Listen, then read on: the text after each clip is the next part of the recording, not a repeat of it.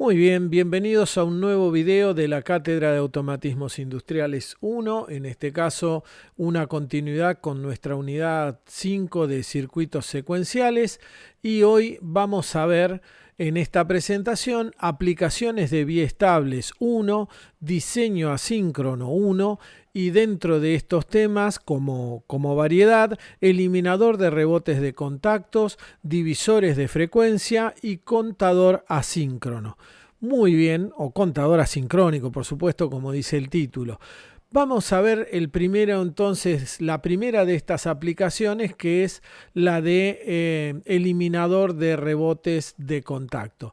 En este caso, lo que tenemos que ver primero es qué son estos rebotes de contacto a los que hacemos referencia. Esto se da cuando tenemos un interruptor de carácter mecánico que vamos a utilizar para darle valores a nuestro circuito lógico.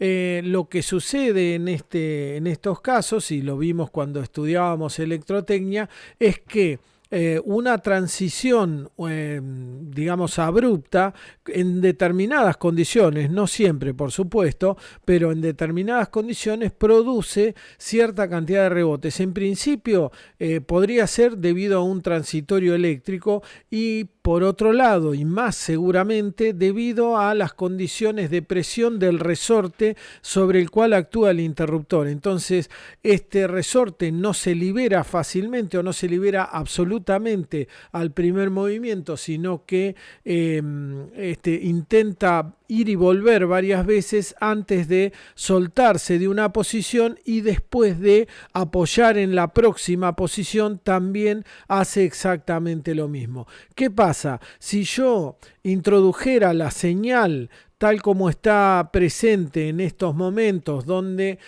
puedo ver los oscilogramas del contacto A, que es el que abandona el interruptor, y el contacto B, que es aquel al cual llega finalmente el interruptor después de cierto tiempo, lo que pasaría sería que tomarían las compuertas conectadas a este tipo de interruptor, tomarían valores de carácter aleatorio debido justamente a que habría que ver qué combinación está tomando en el momento que se producen estas oscilaciones.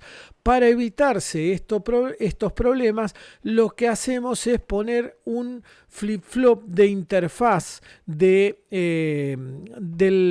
interruptor mecánico. ¿Por qué usamos este sistema? Porque el flip-flop es un circuito relativamente lento, al menos comparado con las compuertas, porque ustedes no se olviden que el sistema tiene que tener un ingreso en R, después de eso pasa cierto tiempo, hay un delay de propagación entre que está presente la entrada en el circuito y la salida queda firme, queda en un valor firme. Hay un delay de propagación, la compuerta tarda un cierto tiempo, por supuesto son microsegundos o nanosegundos los que tarda en actuar, pero ya tenemos un cierto tiempo que tarda en pasar una vez a la ida.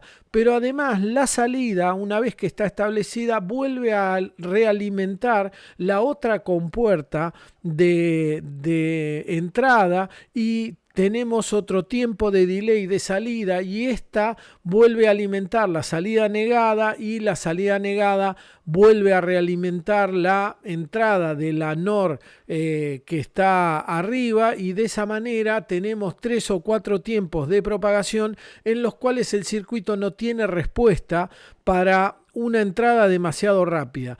Justamente eso que podría ser una desventaja lo usamos como ventaja, porque hasta que no pase un cierto tiempo en los valores que van a tomar R y S, el flip-flop va a permanecer con la condición de memoria, y entonces en ese caso, porque si no está conectado a nada, está conectado a cero, y en ese caso a través de las resistencias, por supuesto, está conectado a cero para arriba y para abajo, con R y S conectado a cero queda en la condición de memoria, entonces no va a cambiar, y recién cuando el interruptor en la posición B se establezca firmemente y quede en un valor 1 para la entrada S y en un valor 0 para la entrada R, entonces va a producir un escalón limpio a la salida que puede ser utilizado justamente para alimentar con puertas lógicas en sucesión. De ahí en más puedo alimentar lo que yo quiera. Pueden ser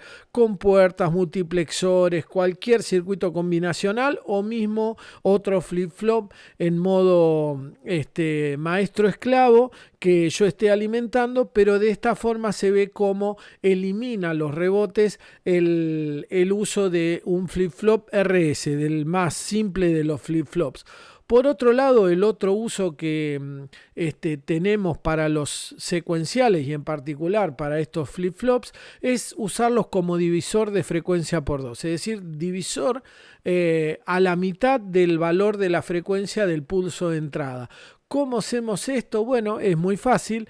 La señal de clock entra en un cierto valor de frecuencia, pero el flip-flop es activado por flanco, por ejemplo, descendente. Entonces, hasta que no se produzca el valor de un flanco descendente, no se activa la salida en la señal obtenida, lo que aquí sería la señal obtenida, esta de la salida, y por lo tanto van a pasar un ciclo completo antes de tener presente en la entrada el flanco descendente. Entonces divido por 2 a la señal, como se puede ver acá claramente, donde están las dos comparadas. Esta es la señal de entrada. Fíjense que recién al producirse el flanco, bueno, en este caso un flanco una activación por flanco ascendente, pero de todas maneras fíjense que la frecuencia es de 2 ascenso-descenso por cada uno de los semiciclos. Digamos, tengo un ascenso y un descenso para un semiciclo de la señal de salida, o sea que la señal de entrada va al doble de velocidad que la señal de salida, o lo que es lo mismo, estamos dividiendo la frecuencia de la señal de entrada a la mitad. ¿Cómo puedo lograr esto con un flip-flop? En este caso, el con qué ya lo respondimos. Vamos a ver, si nosotros tuviéramos un flip-flop JK, tenemos esta tabla de verdad que ya vimos en los videos anteriores y que nos es conocida, donde un 0,0 hace que se guarde la memoria, 0,1 establece a 0 el valor de la salida, 1,0 establece a 1 el valor de la salida, y el valor de 1,1 hace que se contraponga la memoria, digamos, tome el valor opuesto a la memoria al que tenía que tomar, se complemente la memoria. Esto lo hacíamos con estos flip-flop JK, que los hemos usado ya en ejemplos anteriores con esta ecuación de aplicación, pero lo que nos interesa más es, más que analizar la función del flip-flop JK, ¿qué parte del flip-flop JK es la más importante? Y la más importante es la que produce el complemento de la salida, porque entonces cada vez que tome el valor 0, a la entrada de clock siguiente, al flanco siguiente, va a ser el 1, al flanco siguiente va a ser otra vez el 0, al flanco siguiente va a ser el 1, etcétera, etcétera, pero va a dividir como habíamos visto en la diapositiva anterior. En el caso de estos flip-flop, lo que simplemente hacemos es entonces poner a 1 J y K al mismo tiempo y entrar con una señal de clock en la entrada activa por flanco ascendente, por ejemplo, en este caso, y la señal obtenida estamos seguros que va a ser de la mitad de la frecuencia de la señal de entrada. Con este simple artilugio, solamente poniendo un 1 al mismo tiempo en las entradas JK, que es, digamos, enclavándolo físicamente, ya obtengo una señal dividida por 2, como habíamos visto en el graph anterior.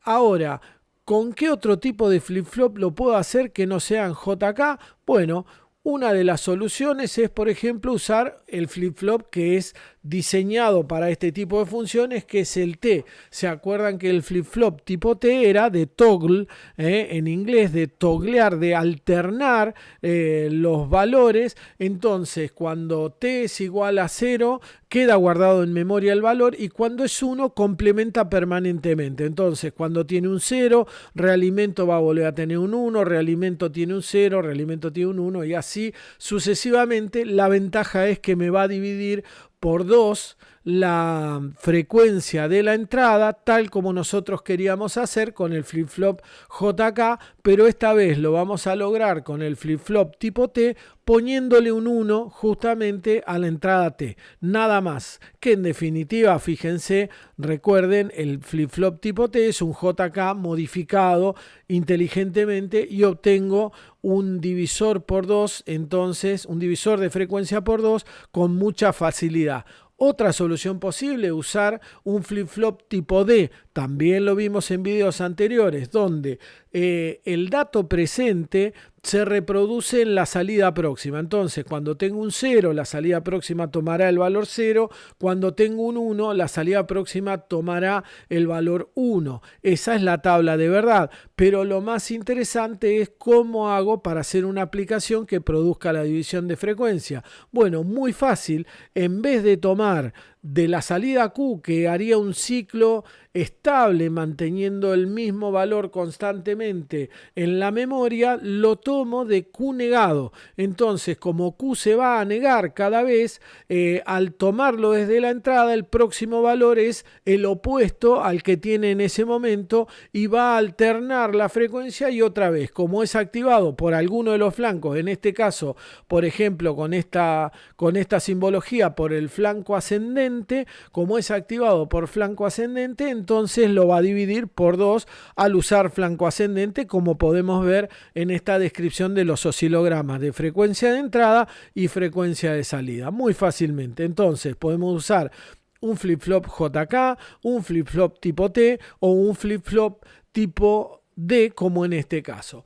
¿Qué influencia, ya que lo mencionamos, porque lo dijimos medio así al pasar, tiene el flanco en la división de frecuencia? Vamos a suponer que nosotros usamos un flip-flop que funciona con flanco ascendente. En este caso, las salidas son como se ven en estos dos oscilogramas, donde el flanco ascendente justamente produce la aparición de el flanco ascendente también en la salida, y cada vez que el flanco vuelve a ser ascendente cambia de 0 a 1, de 1 a 0, de 0 a 1, etcétera, etcétera, y volvemos a ver el efecto que ya habíamos visto con facilidad, que habíamos visto en las anteriores. Pero ¿qué pasará si ahora yo le pongo que se use en el flanco descendente y no en el ascendente? En este caso, lo que pasará es que espero el primer flanco descendente para arrancar,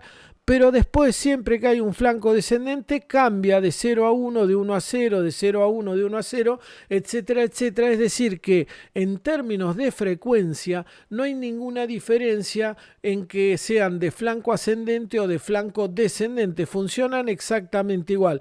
Podría haber alguna diferencia al principio, pero las diferencias al principio no se miden en términos de frecuencia, sino de posición inicial, y eso a nosotros no nos interesa, porque estamos hablando acá justamente de hacer un divisor de frecuencia por 2. El flanco entonces no produce ninguna diferencia en el funcionamiento de un divisor de frecuencia. Se pueden usar flip-flops de flanco ascendente o de flanco descendente perfectamente.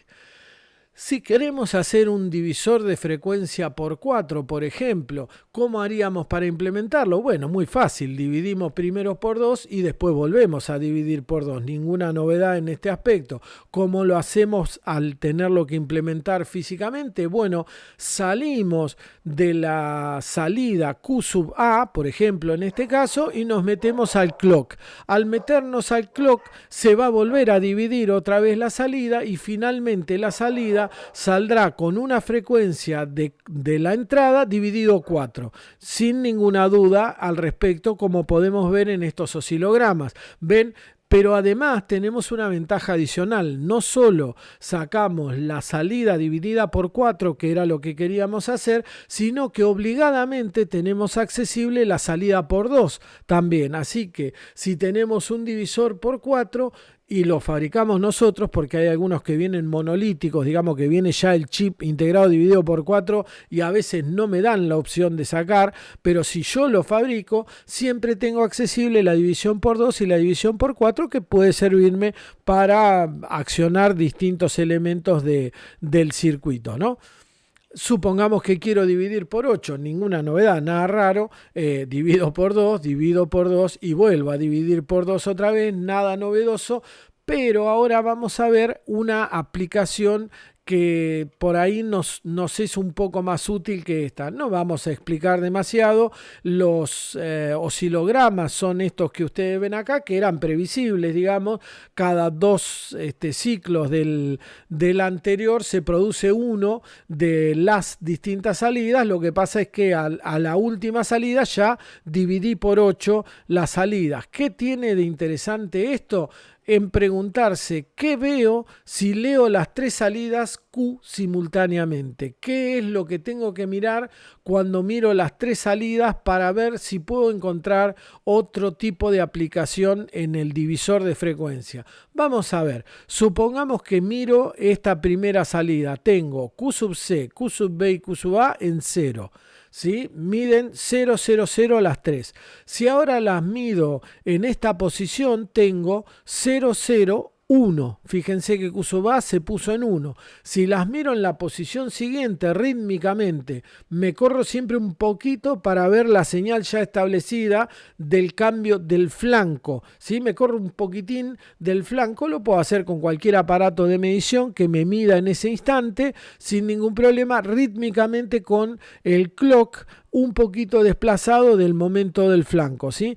¿Qué obtengo en esta posición? 0 en Q sub C, 1 en Q sub B y 0 en Q sub A. ¿Sí? En la próxima posición obtengo 0, 1, 1, en la próxima 1, 0, 0, en la próxima 1, 0, 1 y en la próxima 1, 1, 0. Y acá termino con el 1, 1, 1 y la próxima posición me va a volver a dar el 0, 0, 0 del inicio. ¿Qué es lo que tengo así? Un contador.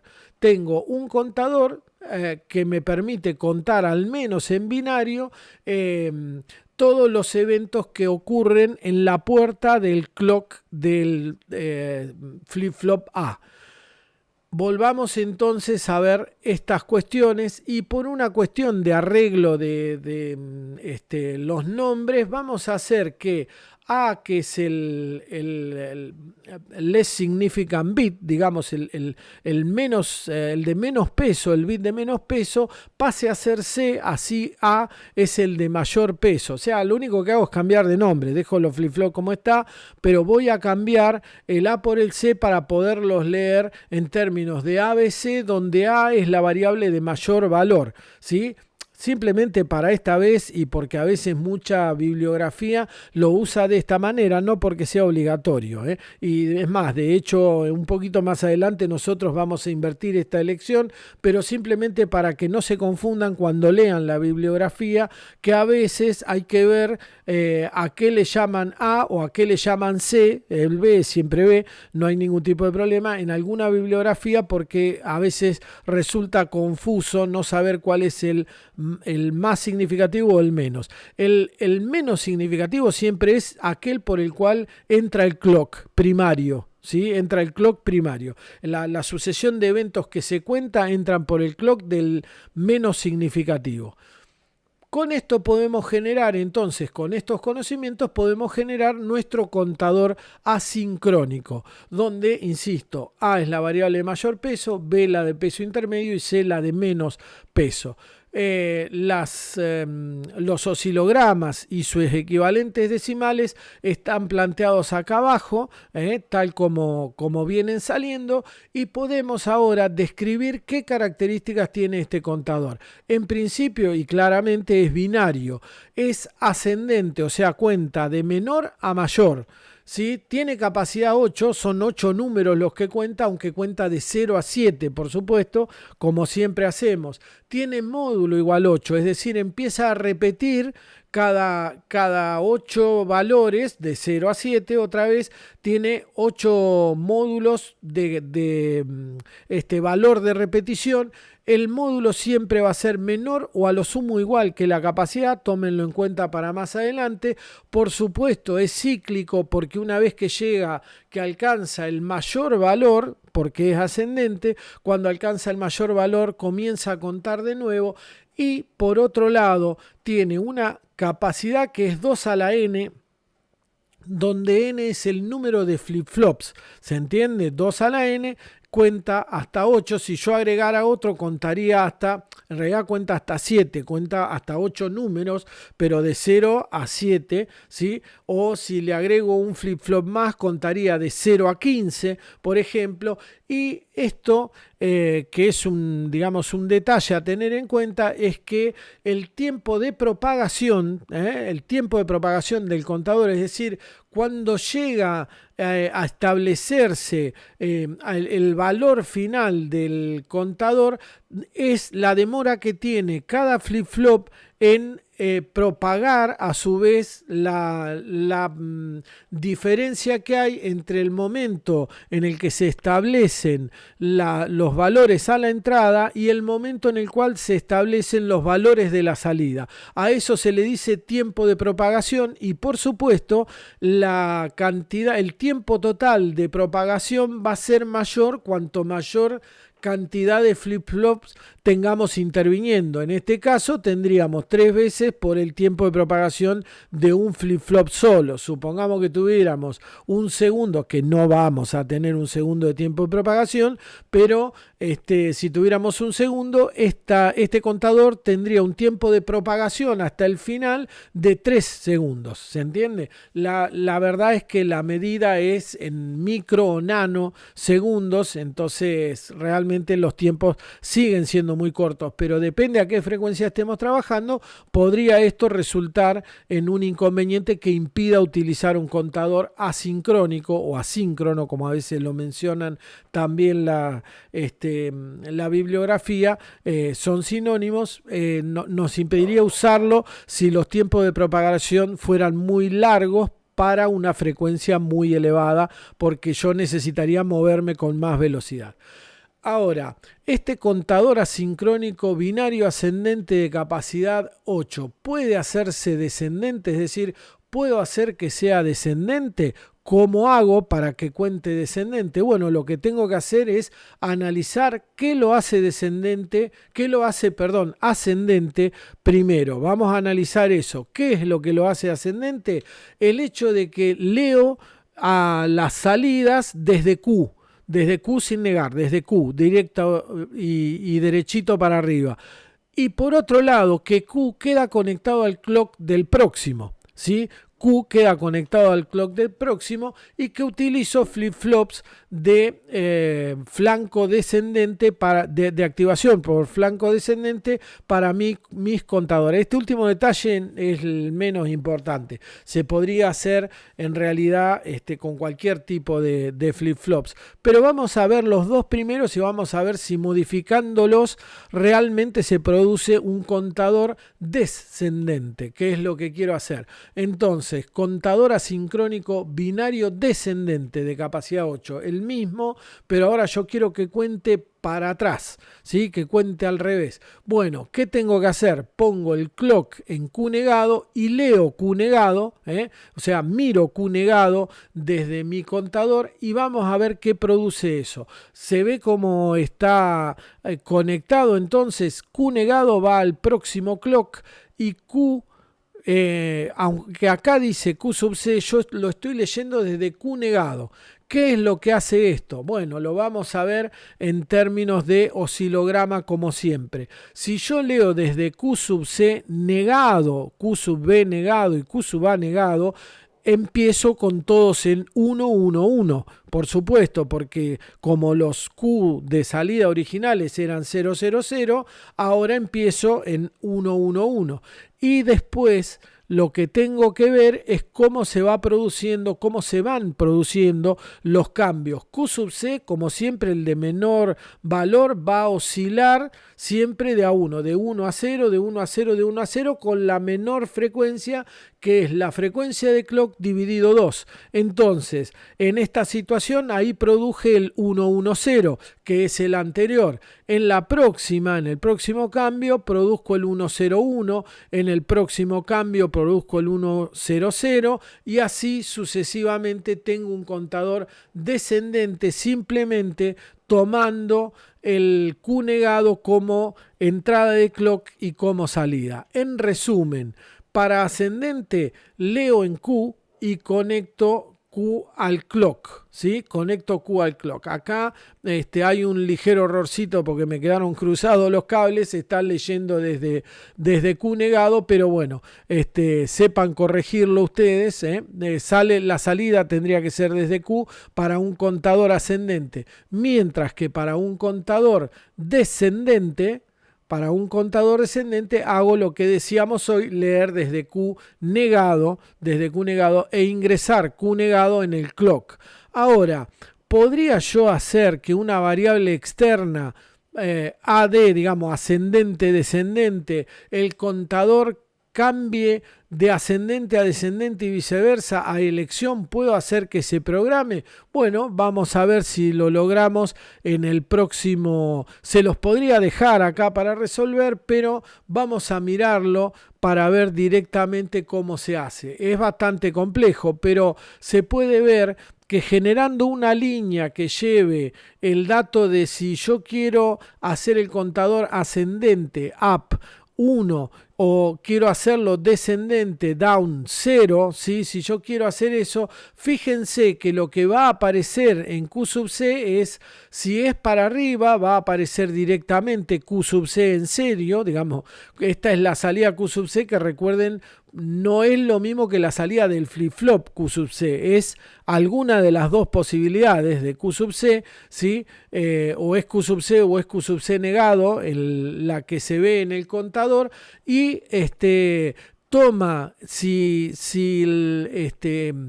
por ejemplo, yo elegí hacerlo ascendente, toma directamente la de arriba y mete la salida Q sub C en la OR y eso entra al clock, ¿sí? Lo mismo pasa en el siguiente para mostrarse, y lo mismo pasa en el otro para poder mostrar Q sub A, porque no sé cuál tengo que mostrar, si Q sub A o Q sub A negado. En el caso de que sea ascendente, muestro las Q sub A, Q sub B y Q sub C, y en el caso que sea descendente, muestro Q negado sub C, Q negado sub B y Q negado sub A. ¿Se entiende? Entonces, en esta situación, yo lo que hice fue programar un ascendente-descendente de capacidad 8 que va a contar para arriba o para abajo cuando yo quiera, de 0 a 7 o de 7 a 0, solamente indicándole que lo haga de esa manera. Y obviamente tengo que meterle una sucesión de eventos, es decir, una serie de pulsos en el pulso de entrada para que empiece a contar desde 0 o desde 1. Recuerden que largan desde posiciones diferentes en estos casos el contador. Por supuesto que si yo tengo una posición guardada, qué sé yo, arranco desde un 3, por ejemplo, y le pongo descendente, va a contar 2, 1, 0, 7, 6, etcétera, etcétera. ¿Sí? O sea, si hay una posición inicial que ya tenían los Q sub B porque se contaron, continúa la cuenta desde la posición que tiene guardada en la memoria, porque esa es la otra virtud del contador, se queda en la memoria, mientras que yo no apague todo el sistema, se queda en la memoria con el último valor que tenía y con el hecho de que está contando para arriba o para abajo, pero yo podría, por ejemplo, contar hasta 3 en forma descendente, 7, 6, 5, 4, 3, y decidir ahí cambiar el botoncito que hace up o down y hacerle que vuelva a contar 3, 4, 5, 6, 7. Otra vez para el otro lado. Puedo cambiar la dirección en el medio del conteo si quiero, porque no tengo obligación de esperar a que se termine la secuencia ni para un lado ni para el otro. ¿Estamos? se podría igual, por supuesto, hacer un bloqueador que no me permita cambiar esa cuestión, y se los dejo para que lo piensen cómo harían para hacer ese bloqueo, para impedir el cambio de up a down o de down a up si ustedes ya iniciaron una secuencia. Muy bien, estamos entonces con esta primera parte de las aplicaciones de los biestables. Aquí terminamos con aplicaciones de biestables 1 y diseño asíncrono 1. Como siempre, nos vemos en el próximo video sobre circuitos secuenciales. Y si les gustan los contenidos, suscríbanse al canal y dejen un like, que siempre ayuda y siempre viene bien. Les agradezco la paciencia, nos vemos en el próximo video. Muchas gracias.